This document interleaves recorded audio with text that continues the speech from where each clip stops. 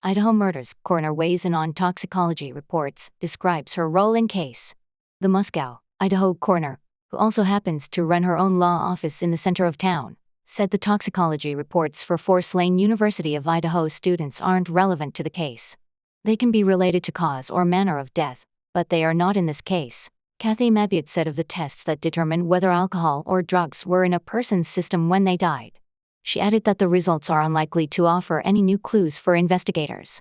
The autopsies were performed by the Spokane Medical Examiner's Office, but the full reports won't reach Mabbutt's hands until the toxicology results are back from the lab, typically 3 to 8 weeks after the specimens are collected, she said.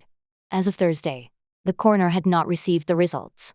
Mabbutt, who was elected Latah County coroner in 2006, was tasked with determining the cause and manner of death for murdered students Kaylee Goncalves, 21, Madison Mogen, 21, Chapin, 20, and Xana Kernodle, 20. The 4 friends were brutally stabbed to death Nov. 13 between 3 a.m. and 4 a.m. inside a rental home near campus. Police have yet to track down a suspect in the grisly killings that have shaken the small college town of 25,000. It's been really difficult, especially not knowing who did it and not having someone in custody, Mabbutt told Fox News Digital in a sit-down interview Thursday. Mabbutt visited the crime scene and reached out to each family member to disclose details from the autopsies.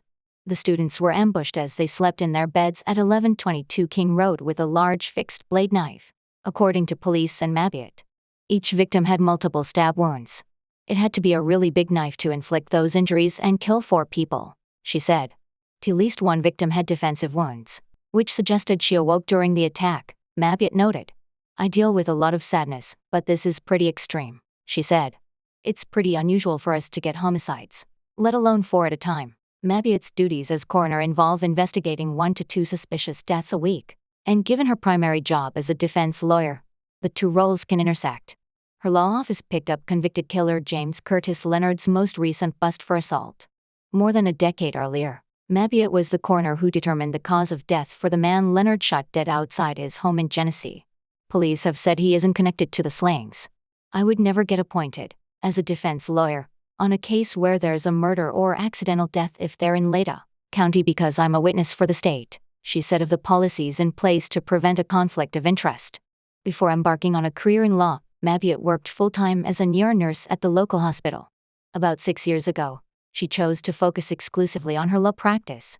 Moscow has had its share of killings, but the quadruple homicide is the first time they haven't known who did it in a short period of time, Mabbutt said.